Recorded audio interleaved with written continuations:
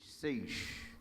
Ezequiel, capítulo 36, versículo 26. À medida que você for achando o texto na palavra de Deus, pode mudar de posição, ficar em pé para fazermos a leitura.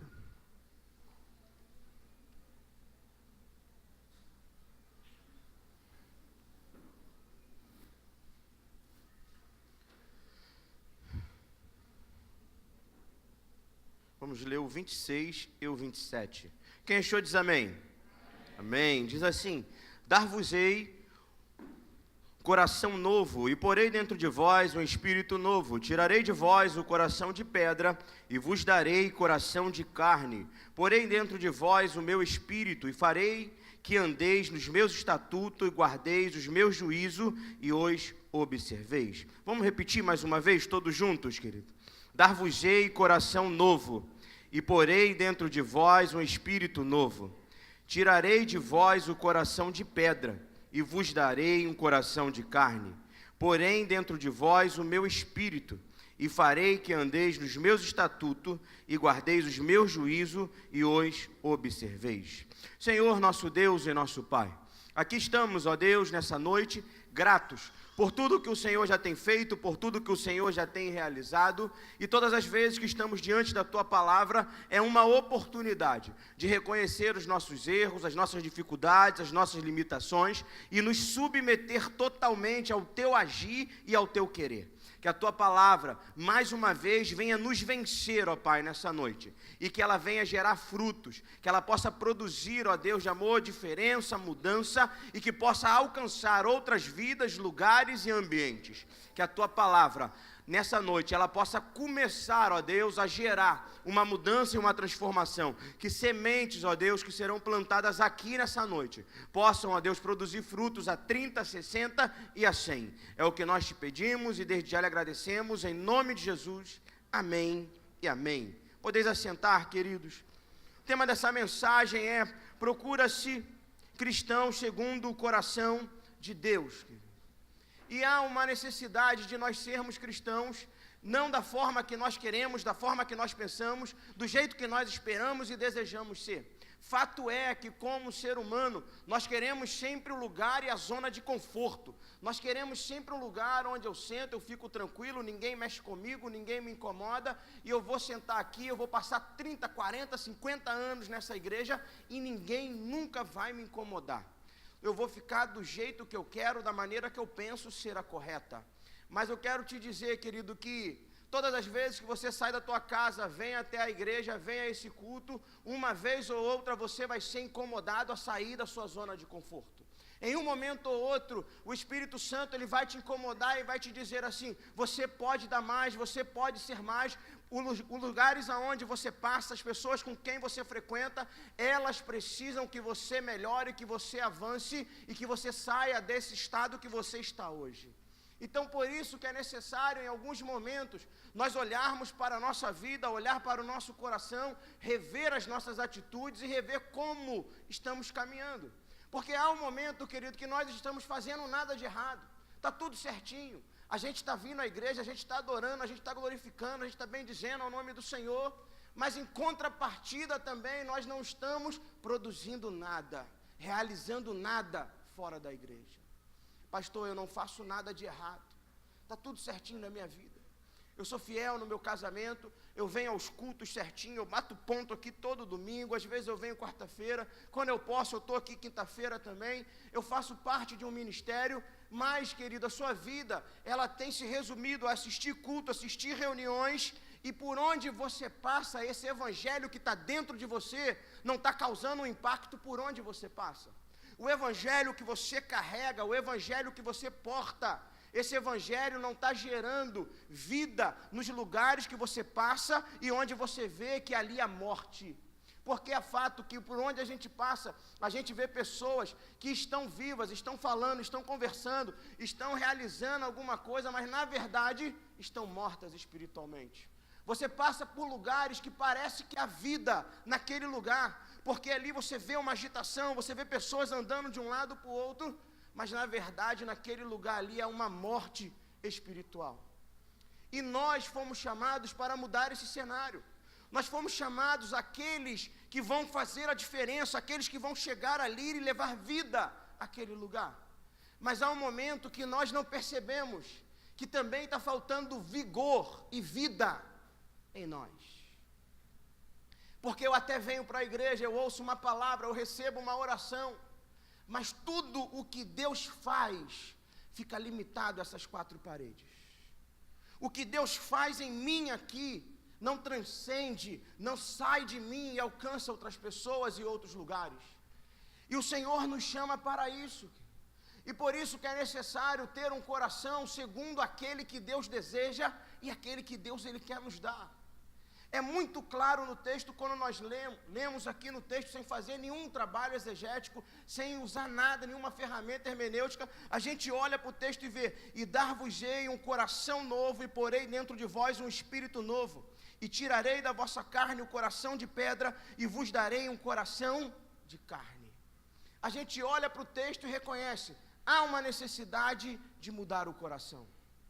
Esse coração que está aí dentro de você, ele precisa ser trocado, ele precisa ser mudado. E por que Deus está falando isso aqui para esse povo de Israel, nesse cenário de Ezequiel? E a gente precisa entender aqui todo o pano de fundo desse livro de Ezequiel. O pano de fundo do livro de Ezequiel: o povo estava em um exílio, o povo estava vivendo escravo numa outra terra. Eles foram tirados de Israel, foram levados para a Babilônia, e estavam habitando lá na Babilônia. Mas isso não aconteceu de uma hora para outra. Diz o texto que várias profecias foram proferidas antes disso.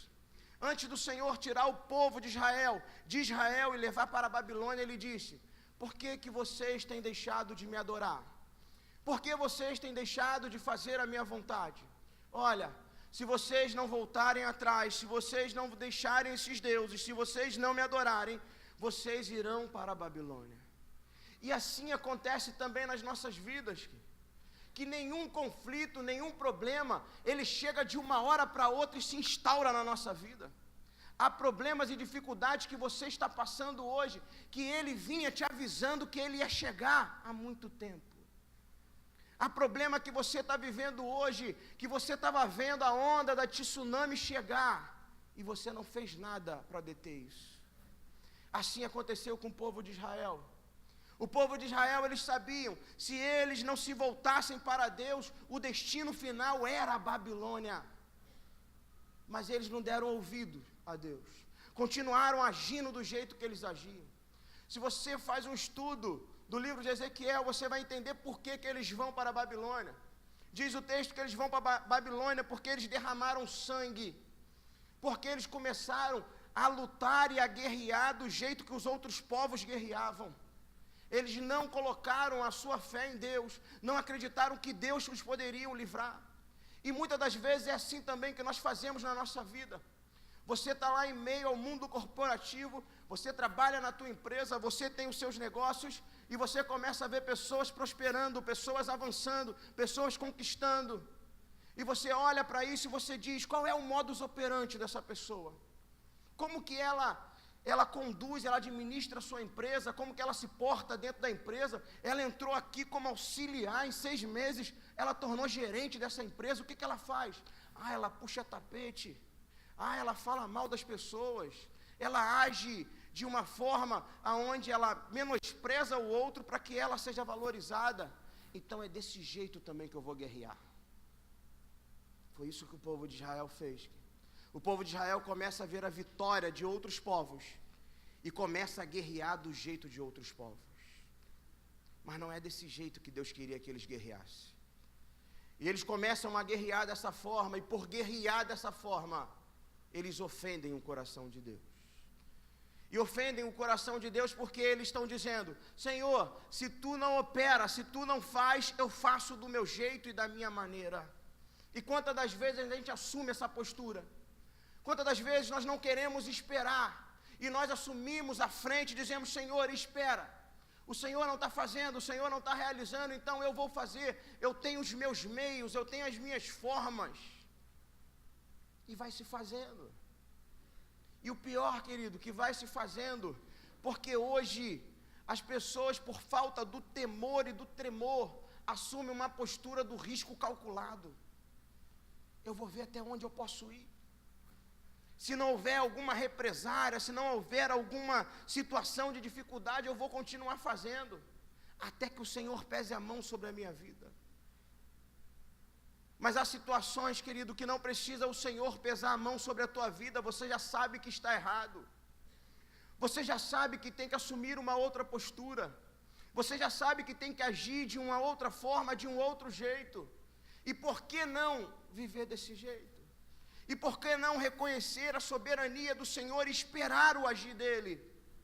Reconhecendo que Ele permanece no controle de todas as coisas. O segundo cenário pelo qual eles vão para a Babilônia é porque eles se tornam idólatras.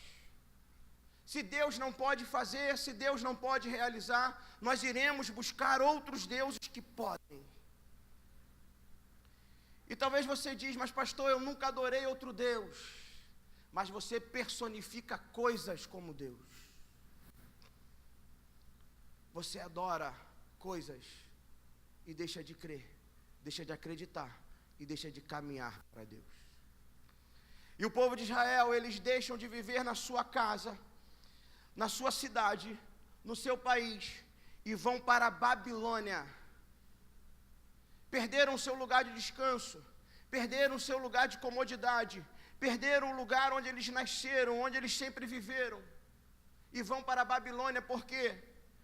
Porque começaram a guerrear do jeito deles e porque se tornaram idólatras. E eles vão para o exílio, e ir para o exílio, entenda, o exílio do povo de Israel, quando eles saem de Israel e vão para a Babilônia, não é um castigo. E muitas das vezes a dificuldade, o problema, a luta, a limitação que nós temos na nossa vida não é um castigo da parte de Deus, mas é um recurso pedagógico da parte de Deus. O povo de Israel ainda não conhecia Deus como Ele era. O povo de Israel ainda conhecia Deus em partes. Então Deus, Ele pega esse povo, leva para a Babilônia, e na Babilônia eles vão conhecer quem é Deus. E há momentos que nós passamos na nossa vida que é isso que Deus Ele quer fazer contigo. Você já caminha com Ele há 10 a 15 anos, mas você ainda não aprendeu que guerra é Ele que guerreia por você. Você caminha 10, 15 anos na igreja, mas ainda não entendeu que tem uma forma de se guerrear. Eu não guerreio com as armas do mundo, eu não guerreio como todo mundo guerreia, mas eu coloco a minha dificuldade diante de Deus e é Ele que vai me dizer quando agir. Há momentos que Deus Ele fala é para agir, meu filho, é para agir, minha filha, mas há momentos que Deus Ele fala é para esperar. Espera, que eu que vou agir. Mas isso demanda tempo, querido. Isso demanda intimidade. Isso demanda relacionamento. E qual foi a última vez que você orou? Qual foi a última vez que na sua oração não teve só petição, mas teve também agradecimento? Quando foi que na última vez na sua oração, em vez de ter muitas petições, houve também ações de graças, pelo que Ele já fez, pelo que Ele já realizou pela sua vida? O povo de Israel, eles vão para o exílio, não é castigo, eles vão para o exílio, porque o Senhor queria mostrar que Ele era Deus na vida deles. Há situações de dificuldade na nossa vida que acontecem, porque o Senhor ainda quer se revelar de uma forma melhor para você. Porque o Senhor ainda quer te fazer entender que ser cristão é muito mais do que vir à igreja. Ser cristão é ser a resposta de Deus para esse mundo. Quando eu olho para esse mundo entrando em conflito, entrando em colapso, entrando em dificuldade, eu sou a resposta para esse mundo. Sou eu que faço a diferença. Sou eu que mostro realmente qual é a palavra que pode mudar essa realidade. E quando a gente olha para o livro de Ezequiel, eu preciso entender os temas desse livro. Ele tem um primeiro tema que ele fala sobre calamidade. Se você abrir o livro de Ezequiel e começar a ler ele a partir do capítulo 1 até o capítulo 12, você só vai encontrar calamidade. Você só vai encontrar dificuldade. Você só vai encontrar problema, um atrás do outro sendo exposto. Mas a partir do capítulo 26, você começa a encontrar promessas da parte de Deus. E é dessa forma que Deus ele quer mostrar a ação dele para o seu povo. Há uma calamidade, há um problema, há uma luta, mas também há promessa de Deus para nossas vidas. Eu não sou aquele que entro pelo caminho do pessimismo e somente falo que está ruim, que não vai melhorar. Mas eu creio que o Deus Todo-Poderoso, ele continua conduzindo a minha história. Mas o livro de Ezequiel também fala sobre responsabilidade humana. O povo não está no exílio porque Deus é mau e perverso. O povo está no exílio porque o povo não obedeceu à voz do seu Criador. Responsabilidade. Na nossa vida nós precisamos assumir aquilo que nós temos que fazer. Nós não podemos viver na vida, eu erro, eu assumo o risco do erro, e depois que eu assumo o risco do erro, eu corro para Deus e digo, Senhor, muda aqui essa realidade, muda aqui essa consequência do erro. Não, querido. Quando eu assumo o risco do erro, eu preciso também entender que eu tenho responsabilidade com as consequências daquele erro. Eu preciso, a partir daquele momento, restaurar o meu relacionamento com Deus. E Deus, ele leva o povo para a Babilônia para isso, para restaurar as bases e os fundamentos do relacionamento. Para que o povo volte a entender que ele é Senhor e o povo é servo. Independente do cenário, independente da dificuldade, eu continuo caminhando com esse Deus. No final do livro, há uma mensagem que ele diz: no final dos tempos, o pastor reunirá todas as ovelhas e eles voltarão para Israel e irão restabelecer o lugar onde o Senhor deseja. Então há uma palavra de esperança. Há uma palavra onde eu sei que Deus ele vai agir e ele vai restaurar todas as coisas. E é nessa palavra que eu me agarro, é nessa palavra que eu me seguro e é nessa palavra que eu permaneço. Então, quem são os cristãos segundo o coração de Deus? São os cristãos que são os portadores de uma palavra de esperança. São aqueles que em meio ao caos, em meio ao conflito, em meio à dificuldade, ainda continuam crendo que Deus vai os livrá-los de todo o mal. Nós somos portadores dessa palavra de esperança. Nós saímos daqui desse culto de domingo e iremos viver uma semana. Amanhã é feriado, glória a Deus. Quem está em casa, levanta a mão e dá um glória. Aleluia. A gente fica até mais leve, né? Culto de domingo, 19, quando vai dando 20 horas, o povo já vai ficando triste. Ai meu Deus, agora eu vou sair daqui do culto, vou ver o finalzinho do Fantástico, vou ver os gols do Fantástico, depois eu vou comer aquela pizza que eu vou pedir e vou dormir. E vou dormir, porque amanhã é dia de labuta. Mas amanhã é feriado. Glória a Deus, posso pregar até meia-noite, até... Aí não.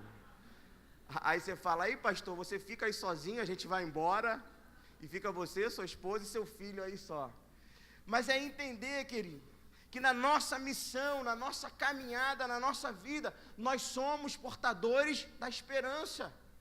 Amanhã você não vai trabalhar porque é feriado, mas terça-feira você chega lá no seu local de trabalho. Você chega lá alegre, feliz, você chega lá dizendo, eu sou o portador da esperança. Pode estar tudo ruim, pode estar tudo mal, mas Deus vai agir, Deus vai operar. E quando você dá o primeiro bom dia lá, a pessoa fala, bom dia de quê? Ué, bom dia porque eu sou o portador da esperança. Porque o pastor pregou domingo lá na igreja que nós somos portadores da esperança. E portador também para dividir a esperança. Eu estou dividindo a esperança contigo. Aí ele diz, mas eu não tenho esperança de nada. Porque o meu feriado foi ruim demais. Quando eu botei o meu carro para sair, o pneu furou, a gente não conseguiu ir à praia. Meu filho acordou gripado, um problema danado. E a gente não curtiu nada. E eu não tenho esperança. Porque para mim tudo sempre dá errado. Nada acontece de bom. E todos nós temos um amigo assim. Um amigo que quando ele chega, ele está vindo, você já diz, meu Deus, vem ele, vai reclamar de quê hoje? Pensei que fosse só eu que tivesse, você tem também. Que só reclama, que só fala, que não consegue ter um olhar de esperança, não consegue perceber, querido, que realmente há dias nublados, que realmente há um momento que você tem dificuldade, mas essa dificuldade não é para sempre. O cristão que tem um coração segundo Deus é aquele que não tem uma visão fragmentada da vida, mas é aquele que tem a visão do todo, e no todo nós somos mais do que vencedores em Cristo Jesus. No todo nós sabemos que um dia Cristo vai voltar para nos buscar e nós iremos morar na região celestial. Um dia vai passar essa dificuldade, esse problema. Não tem por que um fragmento da vida roubar o meu vigor. Mas há pessoas que não conseguem olhar mais à frente. Há pessoas que não conseguem entender que é um momento de dificuldade que vai passar. E nós somos esses portadores. Nós somos aqueles que tiram a pessoa daquele momento de dor, de luta, de sofrimento e transporta lá para frente, dizendo, isso daí vai passar, querido. Não dura para sempre. Recebe aqui agora o meu abraço, recebe aqui agora o aconchego. Eu não estou sentindo a dor que você sente, mas eu posso crer que ela não vai durar para sempre. Enquanto ela não passa, divide ela comigo aqui. Mas nós somos os portadores dessa esperança aqui. E você não pode, diante de cenários de conflitos, se ater disso. Você não pode pegar isso que você porta, que é a esperança, e guardar dentro do seu bolso e não compartilhar com pessoas. Você precisa compartilhar. Você precisa expor isso. E eu preciso ensinar isso a quem chega também. Não é só do lado de fora, não. É quem chegou, é quem recém-convertido. Você olha para uma pessoa na igreja e você percebe, é novo convertido. Querido, novo convertido é alvo do diabo. Estava conversando ali com o diácono Campos lá dentro, veio a calhar para a mensagem. Ele me contando dos primeiros anos dele com Deus. Quando uma pessoa chega aqui à igreja, levanta sua mão e diz, quero caminhar com Cristo. É um alvo. Começa a se criar armadilhas, começa a se criar dificuldades. E a gente, como mais antigo, eu já estou 10, 15 anos na igreja, eu só venho agora para assistir culto. Não, querido. Você vem para cuidar de quem é mais novo. Você vem para cuidar daquele que está chegando, aquele que está começando, porque você é portador de esperança e você precisa compartilhar esperança com essa pessoa. Essa pessoa, ela vem para a igreja, mas ela começa a enfrentar um monte de dificuldade, um monte de conflito. Aí ela senta do teu lado e diz, olha, eu até estou querendo continuar caminhando, mas está difícil. E ela começa a falar um problema. Fala o segundo. No terceiro você já está chorando junto com ela. E você ali, ele continua falando, continua dizendo. E você precisa pegar pela mão dessa pessoa e falar, ei querido, foi comigo assim também na minha caminhada, mas nós não somos daqueles que retrocedem, mas nós somos daqueles que continuam caminhando, avançando, progredindo, então permanece com essa esperança no teu coração. É isso que vai tratar Hebreus capítulo 10. Hebreus capítulo 10, versículo 37 diz que nós não somos daqueles que retrocedem, mas nós somos daqueles que avançam e continuam fazendo a obra de Deus. Mas eu preciso entender que o tempo de caminhada com Deus me faz ser o tutor daquele que chega. O meu tempo de caminhada, ele não vai me dizer que eu cheguei no estágio que agora eu só vou assistir culto. Não, mas eu preciso cuidar daqueles que estão chegando. Eu preciso cuidar dos novos. E há um fato também, que há aqueles que estão muito tempo na igreja, 10, 15, 20 anos, mas começam a se esquecer também das promessas. Começam a se esquecer da grandiosidade do Deus que serve. É tanto problema, é tanta luta, e parece que só Ele passa por luta e problema. Fato é que todos nós passamos por lutas e problemas. Todos nós temos que superar dificuldades. Mas há pessoas que se fecham no seu mundo e diz, não pastor, é muito problema. Pastor, te contasse a minha vida, pastor, o Senhor iria concordar comigo. Mas é necessário entender, querido, que nada, que nenhum problema, nenhuma luta, nenhuma circunstância, ela pode roubar a certeza que Deus vai agir em nossas vidas. Mas é fato que há pessoas que esquecem disso. Pessoas que já declararam isso, já falaram para o outro. Passam-se 5 anos, 6 anos, e a fé dele é levada pelas ondas da vida. Não consegue permanecer, não consegue superar esse momento de dificuldade. A sua permanência na igreja, ela precisa ser acompanhada de um coração dado por Deus. Porque se você chega à igreja e permanece com o teu coração, com o passar dos anos, você começa a esquecer da promessa. Você começa a esquecer para aquilo que você foi trazido até aqui. Por isso é necessário entender que nós somos portadores da esperança. Nós não somos aqueles pessimistas, aquele que leva ao caos, à calamidade, aquele que sempre olha a parte negativa, mas aquele que crê na ação de Deus. Ezequiel, capítulo 36, vai nos falar sobre uma realidade. Ezequiel 36, 26 está falando já do final. Eu falei sobre o exílio, eu falei sobre ser escravo, mas Ezequiel 36, 26 já está falando da volta. Ezequiel 36, 26 já está falando, ei, o exílio acabou e não foi pouco tempo.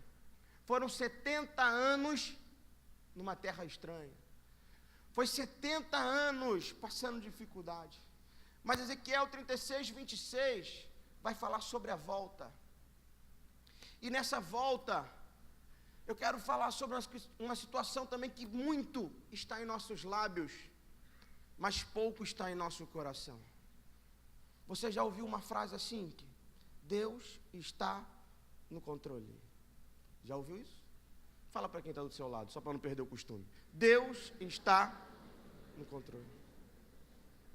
Você já parou para fazer uma estatística de quantas vezes você fala isso por semana? Se você fala muito é porque você está lidando com muitas pessoas que passam por problema. Às vezes você fala isso como um paliativo, quando você quer acabar com a conversa. Né? Que a pessoa ela fala o problema, aí você já está cansado, você já deu 15, né? Você já conversou 15 vezes com aquela pessoa pelo mesmo assunto, e aí você deixa ela fala, e você diz, e você dá uma entonação de crente, né? Varão, Deus está, repete comigo, no controle. E é uma verdade isso, querido.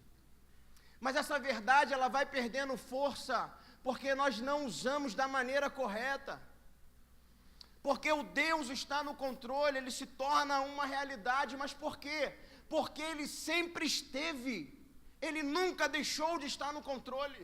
Ele sempre esteve no controle. Hebreus capítulo 11, versículo 8 diz que ele é o mesmo ontem, hoje e será eternamente. É esse Deus que sempre esteve no controle, que está no controle agora e que sempre estará no controle.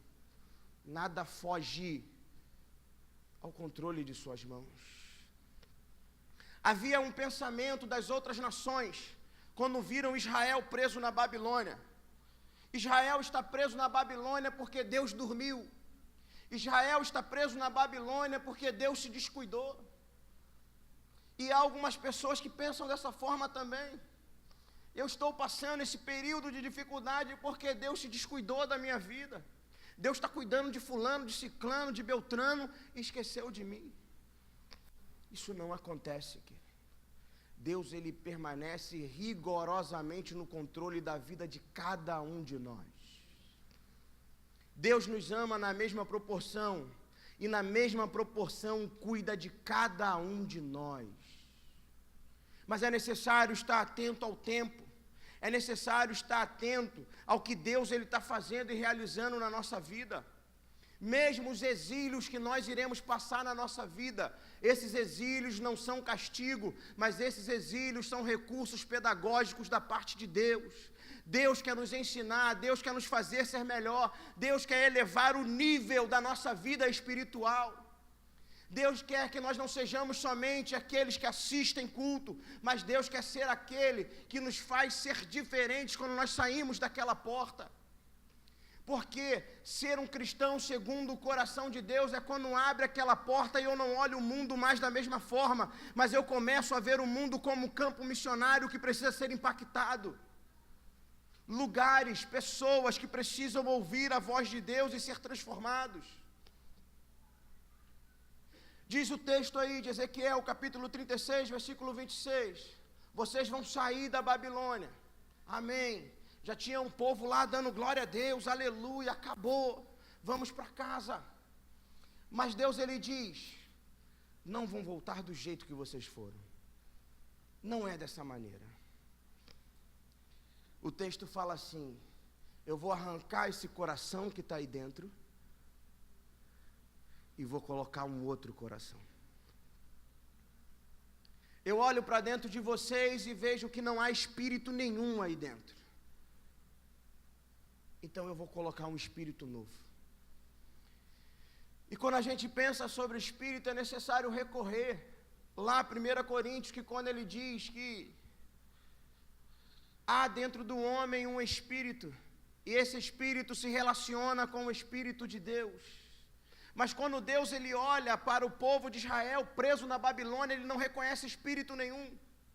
E quando ele não reconhece espírito, quando ele não vê espírito nenhum, ele vê que não há possibilidade de relacionamento, não há possibilidade de sintonia. Por isso que Deus ele diz, antes de vocês saírem da Babilônia e voltarem para Israel, eu vou colocar um coração novo e um espírito dentro de vocês. Essa é a necessidade de ser cheio do Espírito Santo de Deus, querido.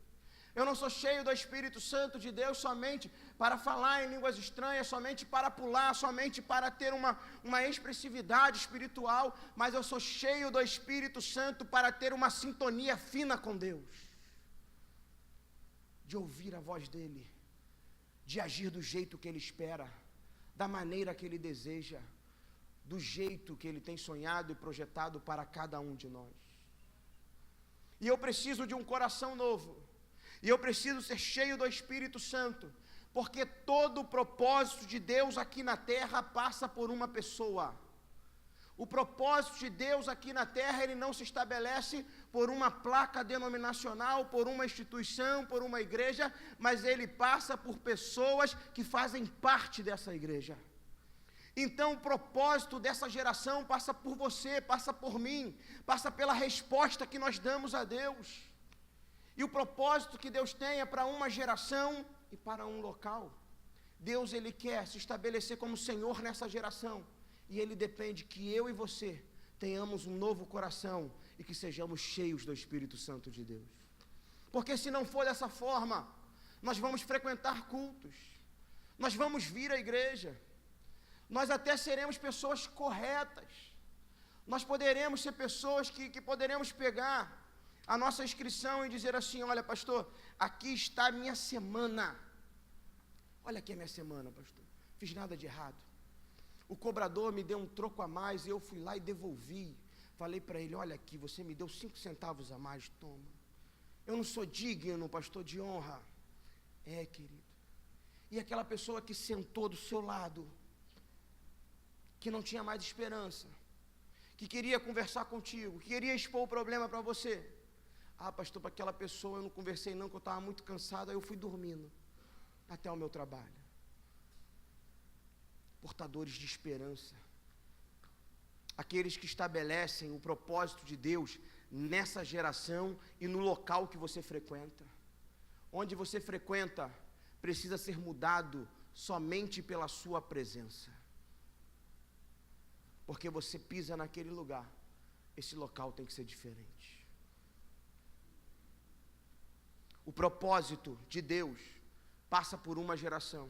O propósito de Deus passa pela minha vida, pela sua vida.